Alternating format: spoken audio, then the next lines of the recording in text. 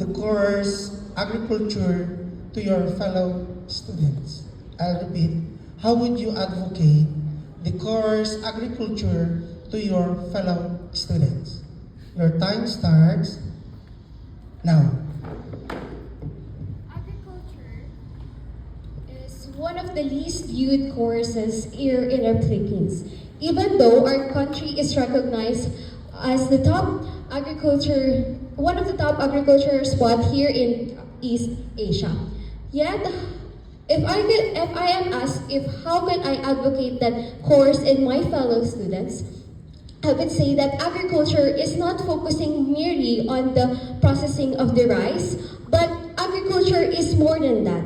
I've experienced being exposed in the agriculture office because I am elected as the Yang Mao, and then as I explore that agriculture, it is more than that. Kasi po, pagka tinitingnan natin ang agriculture, ay about lang yan sa rice, about lang yan sa vegetation, but there is more than that. Meron po pala siyang sakop na fisheries, meron din po pala siyang sakop na mga hayop na hindi lang siya sa perspective natin. So, as a student po, may i-recommend ko ang agriculture kasi this course is the source of our one of the source of our primary need, which is the foods. If we don't have food, at paano po tayo magsusurvive and paano po mag-benefit yung ating country? And through the agriculture, we have those hindi siya ibig sabihin na agriculture is at least